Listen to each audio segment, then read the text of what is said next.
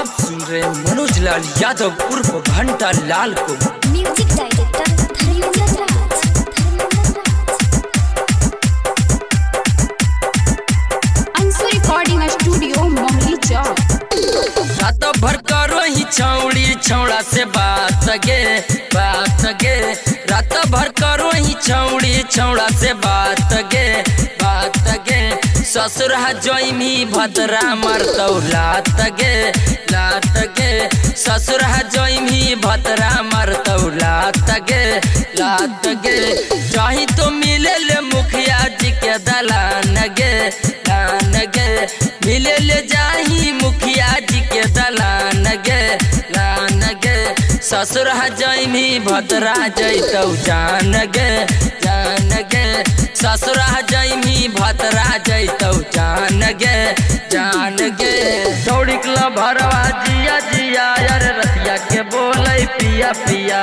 छौड़िकला भरवा जिया जिया यार रतिया के बोले पिया पिया पिया पिया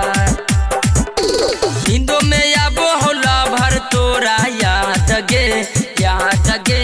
हिंदू में आबो होला भर तोरा याद गे ससुर जोइमी भद्रा मरतौ लात गे ससुर जोइमी भद्रा मरतौ लात गे लहड़िया में ले जाके यारवा दिलकौ ना सगे लहड़िया में ले जाके यारवा दिलकौ ना सगे ससुर जोइमी भद्रा जैतौ जान गे ससुर जोइमी भद्रा मरतौ लात गे जब न खेलवा कैनी है छौड़ी सबे हम पोलवा खोलबाऊगे जब न खेलवा कैनी है छौड़ी सबे हम पोलवा खोलबाऊगे सुन हम पोलवा खोलबाऊगे राइटर मिंटू से करो ही छौड़ी बात गे राइटर मिंटू से करो ही छौड़ी बात गे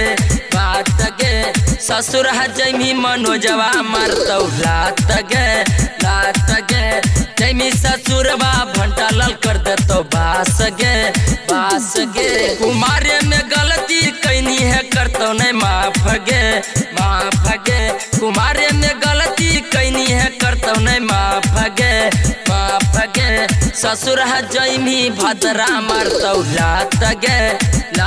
गे ससुर जोइमी भद्रा मरतौ लात गे अंशु रिकॉर्डिंग स्टूडियो मोहली चौक।